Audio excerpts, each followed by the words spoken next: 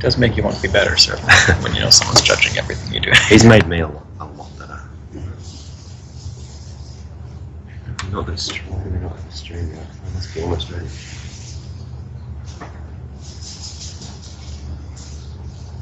Oh, they're just putting them in the bag. Yeah, the bag is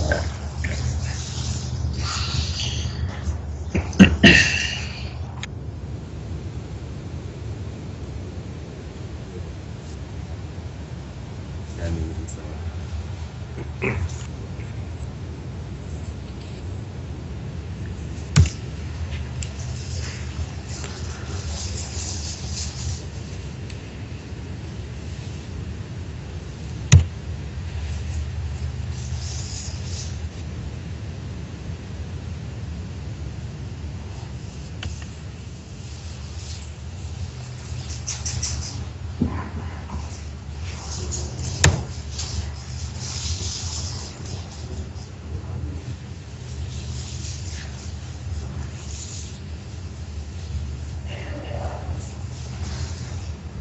Do we just have it?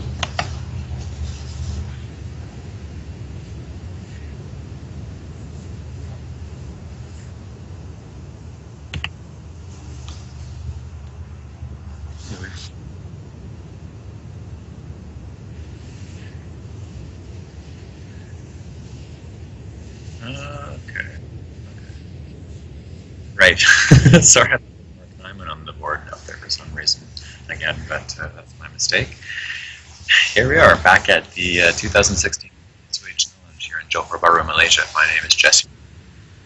Chris May to provide hopefully expert analysis of the games on board one throughout this competition. We're seeing that. I have a feeling we're going to see more of them, not even just this time. Well, we've seen very interesting games between them so far, so keep it coming as far as I'm concerned. Mm-hmm. This is their fourth match-up in the tournament so far, and it's 2-1. 2-1 for Jesse. Jesse's favour. So while these guys get going, let's run you through the lunch stand. Please. And of course, see go to causewaychallenge.com and so after 4, Nigel has a game advantage on the field, the only player to have won 11 out of 14 games, followed by 2 players on 10, Jesse Day and Mark Nyman, the 2 players who were scoring off just before the lunch. A nice comeback start here. Yeah, indeed. 4th place, we've got some practice days weekend. That's really awesome to see 4th place, because he had a really quite horrendous time losing his first round by 2 points and following up with a way, which is actually 5th place, and those guys are going to be each other a lot. Mm-hmm.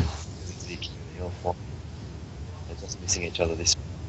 Chai in 6th place permanently. Yeah, still in 6th place. Spread lead. He's got a pack on 9, and the rest of that pack is David Eldar and Joanne Craig of Australia. Pasha and Lambada Surya of the UK also has 9 wins. Cholapat of Thailand has 9, and Russell has 9. Takes the field down to 11th place. Good show.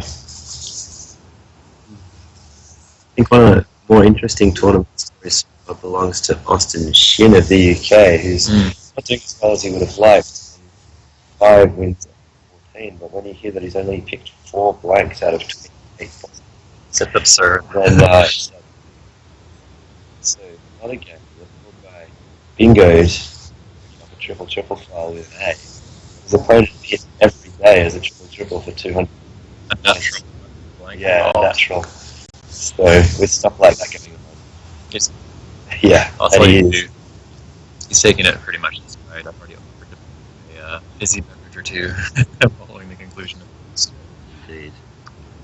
At this point, so have a pint. Just Meow comes down. That's leaving AS on his rack over.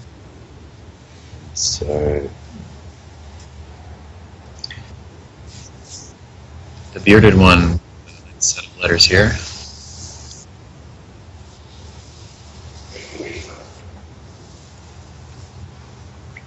But no 7, actually. Yeah, no 7. Jesse has Pedlars Oh, on his nice. rack. Yeah.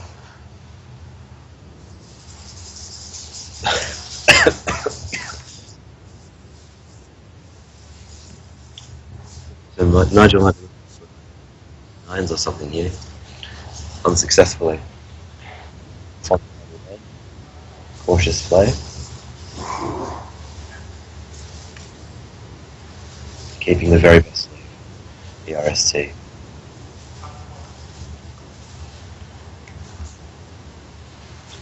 So, how many choices here has Jesse got?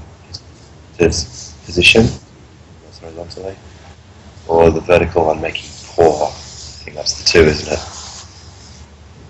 That's what I'm seeing. Very, very similar. Disadvantage of the vertical position A next to the H12 double letter score. Potentially vulnerable to a big riposte. Yeah, and the thing with that one is it doesn't even have to be a super high scoring tile. Just a word score. Whereas Then again, the horizontal bingo places Yeah. down. So, you gotta worry either way, but you gotta wonder which one you're worried about in the game. I with think, Nigel's play, I'm less worried about the X. and for that reason, I'd probably go for the 9B placement myself. Each on the 4-timer slot. So really, these are very, very. Octa's scores. Just I think I go for the. I go for the 9. Agree in the chat, guys.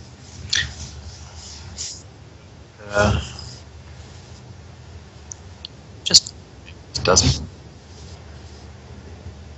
César, ¿qué tal, mi hombrecillo? Verlar también he visto. Yeah, we see it.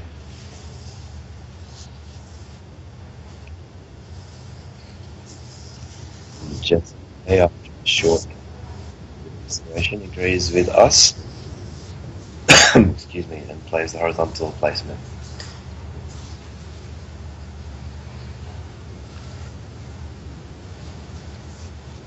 I guess Nigel, if he were to play place to play, I'm just thinking a little more to see if it's worrisome to keep it here. No, probably not. There's so many eyes.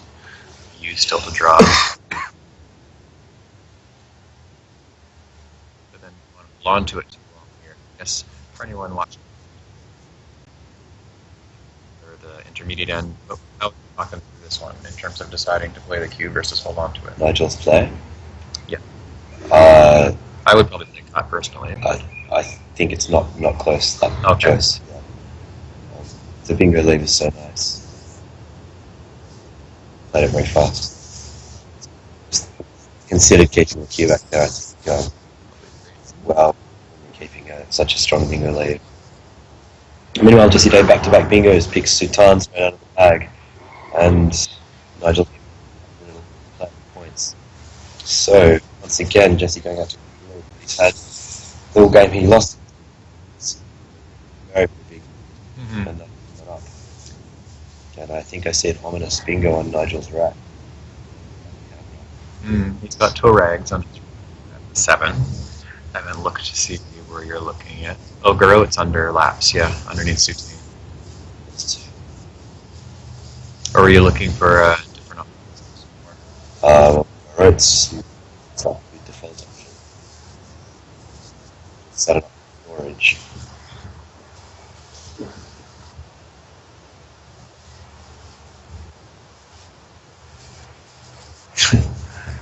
Greek goats.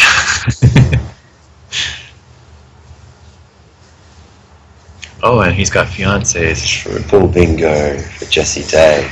Guaranteed. Floating E's on the board, so no trouble there.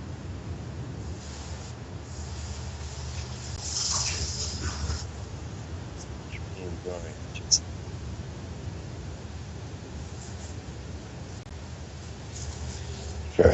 I mean, it's such an easy game when you get basic triple bingo, isn't it?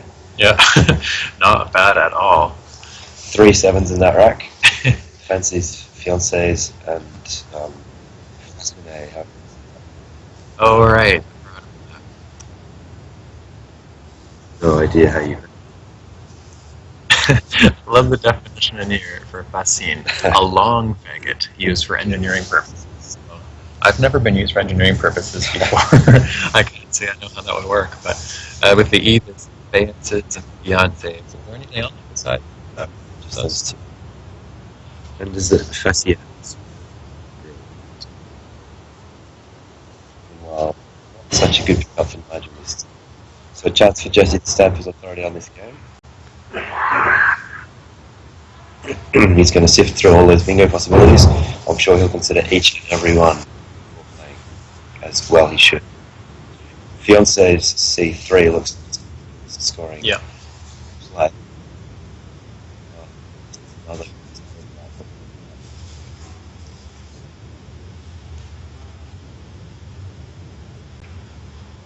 So, can't see any positional reason to turn that one down. So I think he'll eventually conclude that and play it, most likely. And that's going to set him up with a slightly over 100-point lead against an utterly anemic. That's really, really horrible. You never want to scrap like that. So it should be quite instructive. He should do with it as the player. And with all four S's going to be down on the board as well.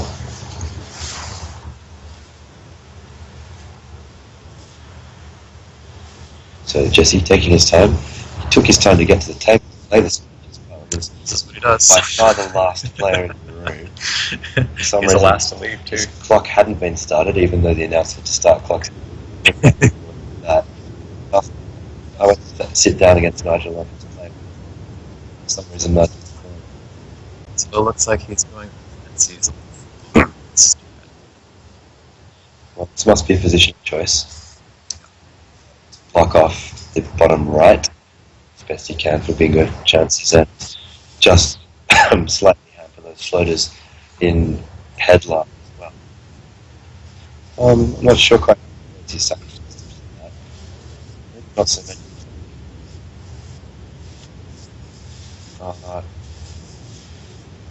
But the counterplay is significant in my book.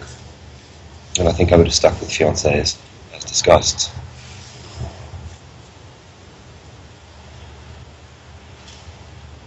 And what should Nigel do here? Very tricky move. Several different problems with the racket. Unbalanced, it has duplicates, it has consonants that don't quite go well together, a T or an S or some other glue. And it's the same for vowels. There's O, U, big askly. No scoring potential whatsoever. You use the word. Look at Jesse. He's on fire. Wow. Pulls out the first blank, and he has at least 1-7. Don't. Oh, I was going to try and find it. Never mind, it doesn't go down right. It doesn't. I was looking, and if it was a couple of O's of a ufology, and stuff, it wouldn't go down either. But this rack does actually exactly 1-8. And that does go down. Hang on, don't say it. I'm not looking. I'm not looking. Wait. Put it out of sight so I can see it. Sure.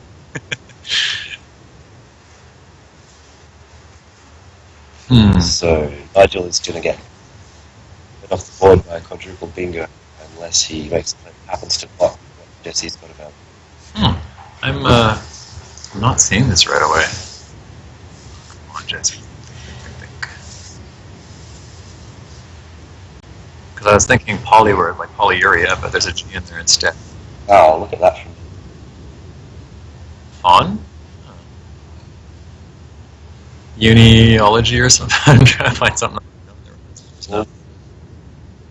almost a desperation save from Nigel. Not quite SOS as we've seen him play before.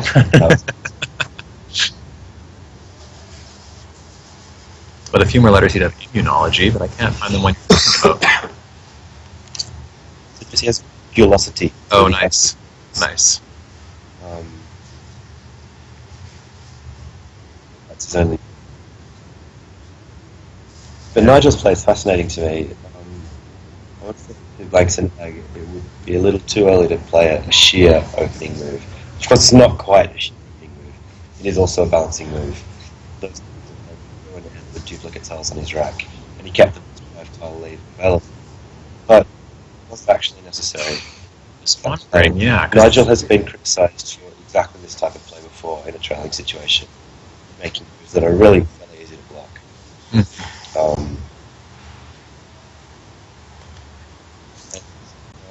I'm not entirely sure what I think about it. It might be a little bit of a headache for Jesse, actually, if he sees velocity, which presumably he does. The triple will be open, and he won't be fully. Yes, we can see from how he's ranged that he's seen it. The triple will be open for Nigel. He won't be concerned about that. He's probably inferring that he's a far stronger set of moves than Nigel. But if you see that play, I think you just gotta put it down. Velocity gives Jesse almost a 200-point lead. Executive bingo. Wow. Actually, in the background, here we've got Michael Tang in here. Briefly, we'll have him weigh in for those of you live on. Michael, welcome to the broadcast. Hi. So, Jesse Day and Nigel Richards playing a fourth time. Jesse's won 2 out of their 3 games. It's quite impressive. Michael, could you tell us a little bit about really the experience so far for you? Yeah, I took so Causeway was started. History of Causeway, as explained to Jesse this morning, is he all started by took the trans-Tasman challenge in Australia and New Zealand. So we started with top 10 Singapore versus top 10 Malaysia, and then just went on from there, grew to neighboring Thailand, Philippines, India, Australia, and eventually to become where it is today. And it took a break from 2000 and I believe 2001. So there was a 5 years break because I need to make a comeback in 2016, and very happy that we, especially the big achievement for 2015, and the honor of getting Jesse and Chris to be the guest commentator for 5 games. Yeah, we appreciate having you do this for us. It's a wonderful opportunity for both of us to get back to a game that's given us so much already. Before we let you go, could you give us a little bit of a taste of when we expect to see like this in terms of a tournament? I know you're not sure about next year, but any ideas on perhaps we might do something this year? Well, that's the other question, which I'm not in a position to commit now because it's a big effort. And I was telling in lunch that I think the dream Causeway will be in quickest. So you heard it first. Put some pressure on this man to take this to New Zealand, perhaps. That would be an amazing dream.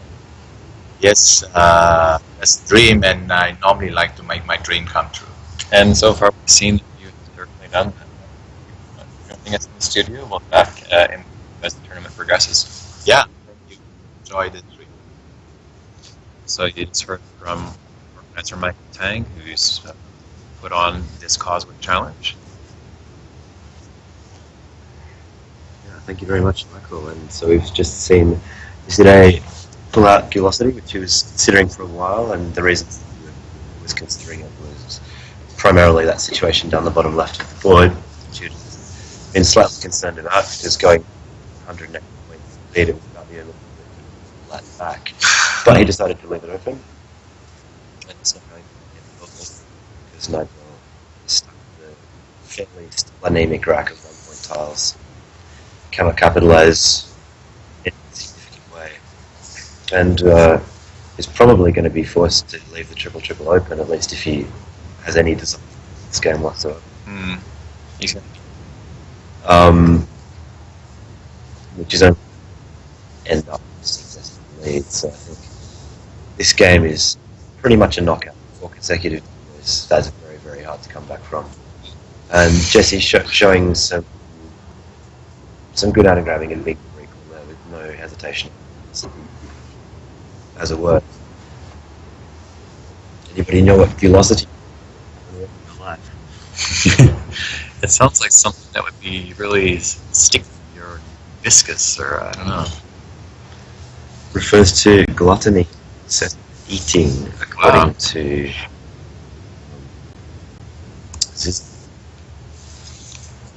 See if I can get a fuller definition for that in the Oxford. Nigel's optimal RUNE above paddlers. Loads of pride that he keeps the triple open. Both triples, in fact. Yeah. Along with the G and velocity, and it's laying on the column on the right. And because of the structure of the board, where it is, the only way to both triples at once is to on the left or the right. Or the right. Nigel knows very well that that might not be possible. With random rack. So he gives himself a very high chance that triple will still be available when he's in this stage of the game. That is really his only chance of pulling this deficit back. Jesse could do a lot worse than defending and Twine here. That will knock out both triples, and he's really not going to care that it can be back cooked with a D or whatever. That would be very much hesitation. Unless that away to knock those triples out. And he is indeed playing Entwine. It's an excellent solid play. And in terms of lessons for, I think it's probably more of a intermediate kind of category lesson. The emptying play would be a drop, woody and low, and the balance is completely unnecessary. Completely unnecessary. So something like this, don't need to worry so much about balancing, given the lead you already have. This takes care of the immediate threat of triples on both sides. So it would seem like, left would be enough with a few tiles. But there are plays ending in YL, for example, as unlikely as the other triples. Give them a chance to get back in. And it's the job of not allowing any possibility of it whatsoever.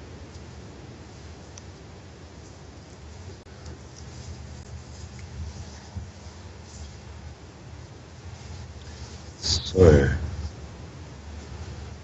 Nigel did give himself a bingo there, and as I think Kenji noted in the chat, he could have opened up another triple. He could have played Endo Fry and C1. It's slightly interesting that he didn't do it, given his deficit, but perhaps he decided that E would just be too simply shut down, which is fair enough. Putting a consonant in the triple line sometimes works blocked with consonants on. Yeah. With a vowel, it's far easier to shut. Cesar, just to answer your question, we actually have two people. The production end of things, we have Henry who's working backwards to get all the moves inputted, and we also have is more technical end of things. We used to be a Scrabble player, doesn't play this anymore, but he's from Malaysia. He's running the mixer of the computer, and his job is to input racks as the camera on both of the players' racks are showing the letters they draw. So he's watching these cameras and typing in on the left, while Henry is up backwards. So there's a two-person effort to make this as seamless as possible. So, well, we have to suspect it's too little too late. The tiles he's got with it are just too inflexible to bingo with. So, had he got that EXIG with that exiguous take your X in or something like that, then with a big scoring position, he might have amazing. I think he want to be able to after Jesse plays some 7, just to say the first that comes into my head. That's enough of a board shutdown and scoreboard pressure that that just even really 100 from Nigel seem to have anyway. Probably wouldn't be enough. him is it's got VoIP lined up, which is really the same thing. GI doesn't leave any hooks on the other end, and B blocks along the column there. Also uses one more tile to get that much closer to the end of the game.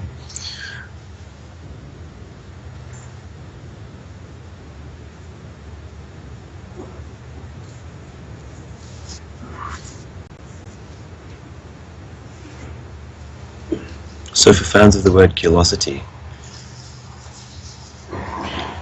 its earliest usages come from the early 16th century, according to the Oxford English Dictionary, in phrases such as to swine through their curiosity.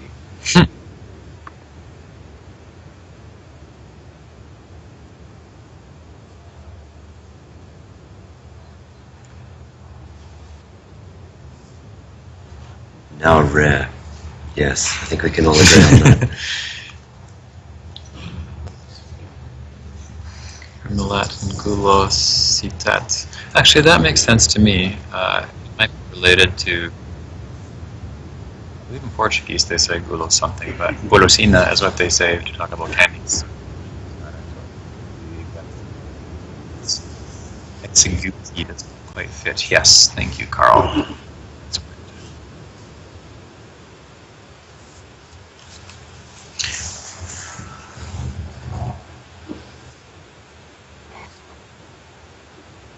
A little Sorry. bird has just handed me a post-it note saying that in the match between Russell Honeyvan and Andrew Fisher this round, Russell Honeyvan recorded a 350-point win. I wonder if there's someone around who can tell us more. I'm going to headset and give Chris May and Andrew Fisher on to oh wait, he ran away. Perhaps with his legs win, it's really when he has to come back. Let him have a chat on. Oh, he's coming back. He's got a score sheet. So I'm going to take off my headset and let Chris talk to Andrew. It's about this. Sounds like an interesting game. Thanks, Jesse. Andrew, welcome to the stream. Say hi to this game we're watching should be a very easy. Jeffy bingos early on, which were Pedlo's fancies and Gulati, and then shotgun triples. So despite his second blank, it looks like Nigel's unlikely to make progress. It does. Tell us about the game you just Well, had it against didn't look that bad, but Russell kept on scoring, and I did racks, really. He had Oriole scaring him 80 yards, at that point I had no vowels. I had to lift, played a quite 2-7. Quasa. Wow, that's pretty Yes, awesome. it's pretty good. Chris is laughing polite, but that's okay. These things No, I'm just coughing. You know, I'm quite sick, right? Yeah, so that wasn't my game.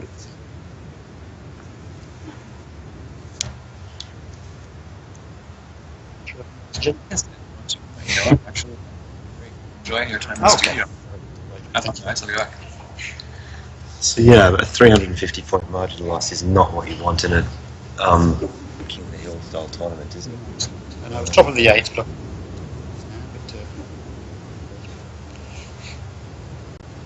Meanwhile, on the board, we've seen Azime go down. as A very solid scoring policy that preserves the core of his rack and really guards against any type of ruination that Nigel could come up with for him. We won. Nice bingo, did he? Sure. I think he just dumped the X, sorry. IIQ blank. An interesting choice. I wonder if he still has winning chances and he wanted to slow the game down a bit.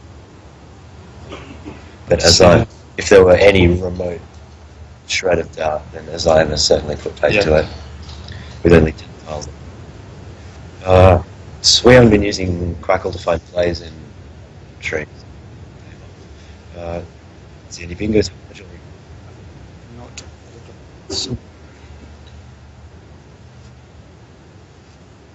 You and me both. He had endocrine playable with Cordner to open another triple, but he elected not to. Decided not to. Yeah, I've seen it. He got called by Kenji in the commentary before.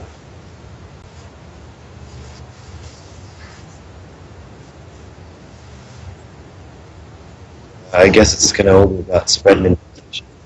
So he's going to want to try and make a bingo with that blank one way or another. The right-hand part of the board has been dealt with pretty brutally with VoIP by Jesse. run of Consider- 2 tile stuff. A few vowels. 5. Hey, you'd be forced to make it just a face value opening somewhere Yeah. far away from that C in the top left. Yeah. He has an ED to end on. That's something. But really, it's not much. Really, that's a possibility. Yeah, I guess. Pretty gross.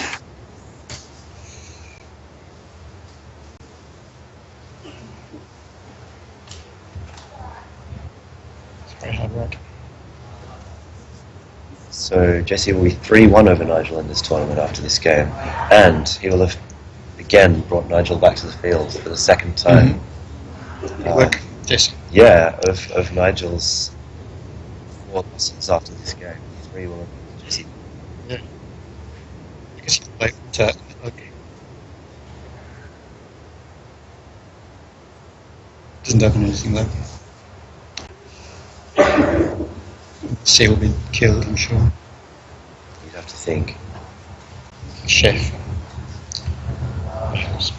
He's counting tiles. He's going to discover the 10. Which is I can't neither here nor there number in this situation. There are scenarios if the score difference were half what it is, then the tipping point of 7 or more tiles in the bag would be A. But this far out doesn't really matter. Even if Nigel goes twice, he's still not going. Moreover, he's bingo twice.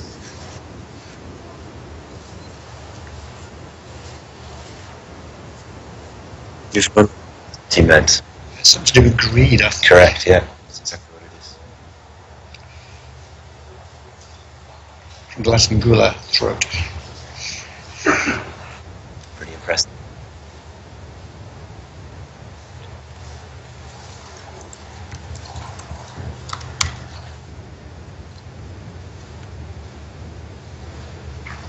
Interesting that Nigel thinks this position deserves more thought than the positions he played when he still had winning chances in the game. Fon, he played extremely fast for a rack of those 2 tiles over him. And I was a little surprised at full velocity. And he also played Ruin a lot quicker than he's played this. Maybe you just can't think of anything. What are you saying? So I noticed on the commentary yesterday, you didn't see the I was looking at the No, we didn't see it. So it's going to be hard to predict what he comes up with. So quite a good plays. Guard standing out, creating another finger line. Keeps which is it pretty nice. good.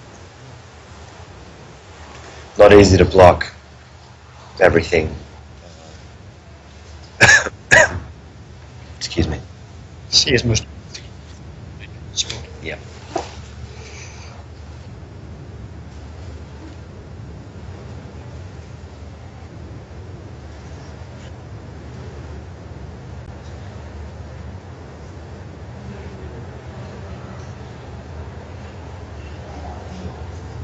Yeah, and Jesse's under no pressure whatsoever here. Yeah. You know, it's just a question of margin. He can do what he likes. 7 tiles in the bag. Yeah, just set up. I was about to play them, so not to. Not too completely sure. Yeah, he's not even bothering to run the lines. He's trying to get one himself instead. Yeah, I mean the blank is potentially in the pool. He thinks he's a chance of drawing the blank, so one.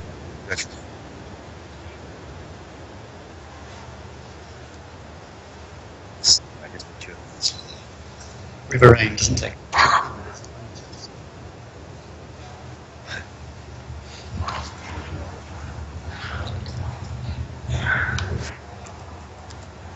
No, but Veritran does, yeah. So there's at least that 9 available. Is there anything off the C?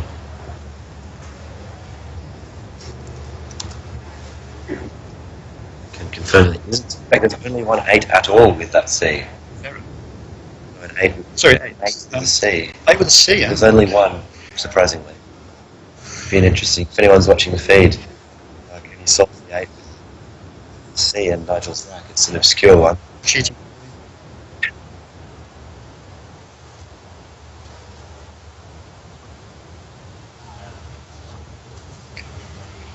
Arrived blank and C. It's 1-8 Collins. It's really hard.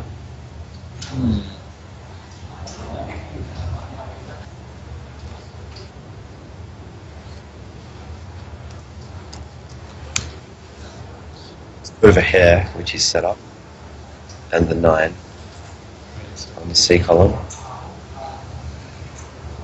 But, you know, you can't bingo twice. It's all kind of like an animal.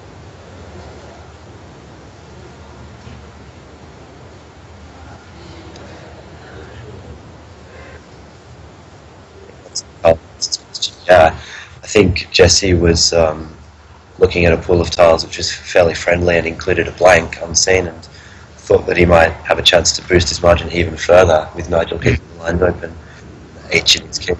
So a blank with that, then he could potentially get another 95. Absolutely huge margin. It's great strategy. There's no risk of loss.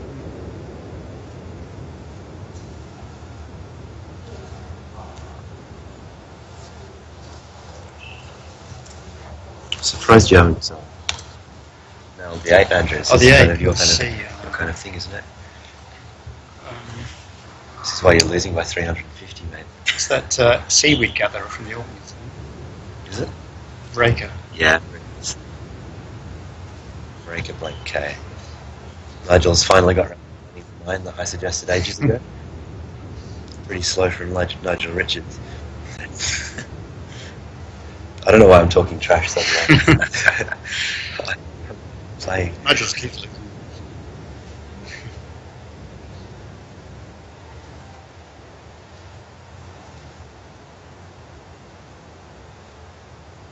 Well, I might just hand this back to the experts because I'm short of inspiration here. Thank you, Jesse. Here you go. All right, thank you. Thanks, Andrew. That was Australian expert Andrew Fisher in studio, taking over for me for a little while here. Bingo, which is also probably the best play. Oh, very true.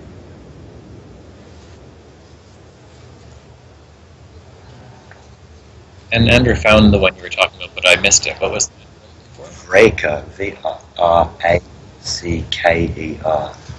Extremely hard to find. Right. Extremely hard to find with that world-class bingo of someone. This one.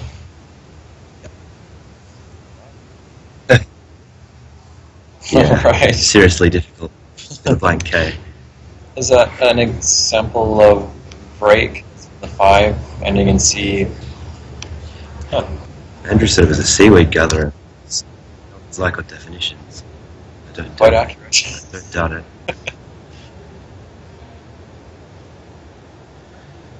Yeah, one who gathers for. Impressive.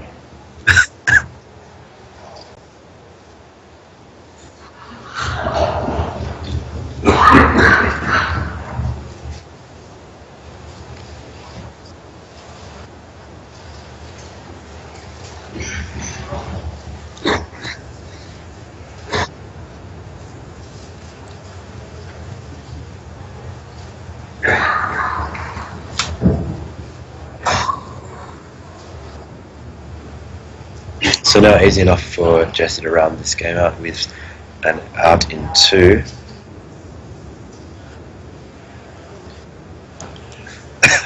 Six minutes on the clock, so probably worth spending a bit of time to optimise the end game.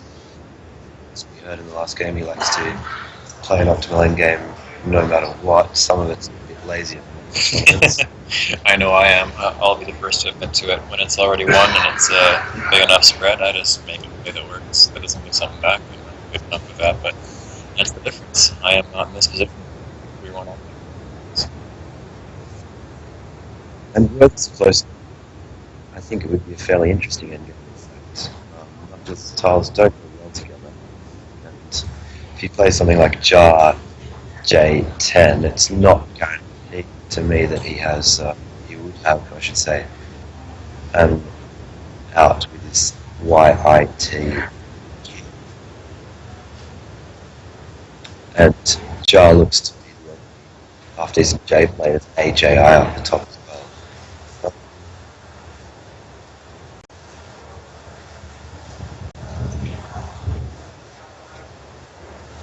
So it is conceivable that there are lines in out of 3, but I think an out of 2 is probably best.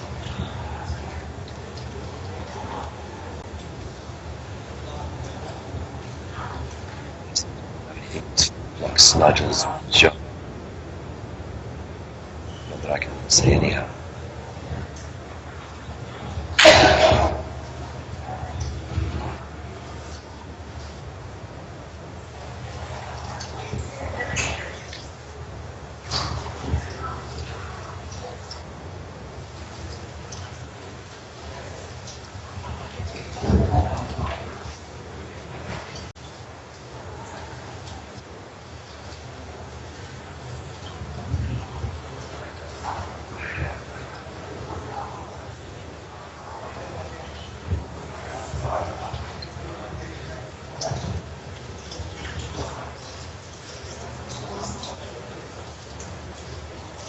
In fact, the board is blocky enough that it's not such a basic endgame at all. Even out of 2s for Jesse aren't as flowing as I thought at first glance. Just looking at somewhere, it looks like.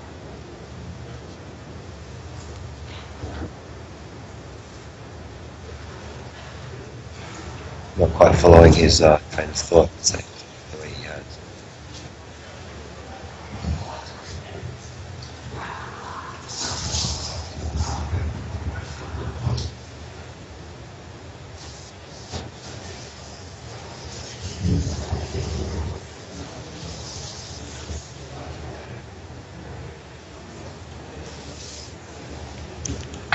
Do we have any word on pairings for the next round? I assume they would have paired 2 and not just the first one.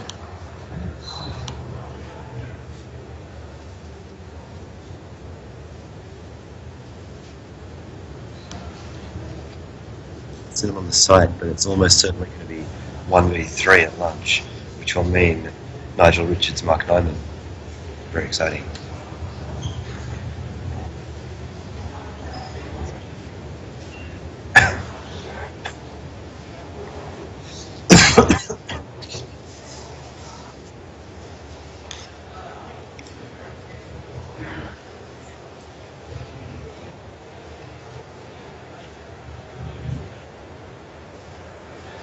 I'm wondering about something off that G, Gabble or Gabbed, leaving only 2 tiles to work with for the outplay.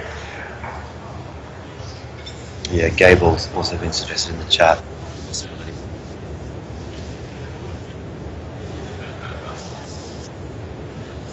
Gabble would be less good because it gives away Jet as a counterplay.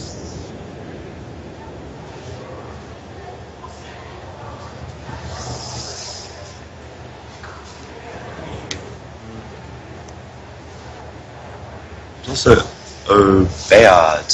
That's what he was looking at before. I just spotted it myself, and I was wondering what it was. And there it's that's going what down. It was. Yeah, that's a very nice play. Took me until 1 second before he did the play to notice it. He saw it early.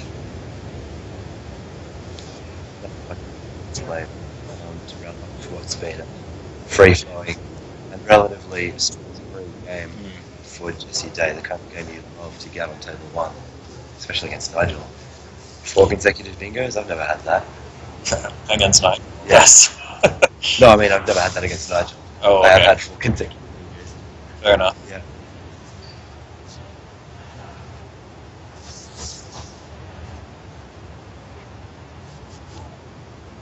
I was happy enough to do double-double against Nigel the one time that I beat him. But yeah, 4 bingos in a row would be great. So Jar from Nigel, and some kind of stand up, but anything else from Jesse go down, and that'll do us for round 15. That's another win in Jesse Day's scorecard. That'll put him at 11 wins as well as Nigel, so that brings Nigel back down into the pack again.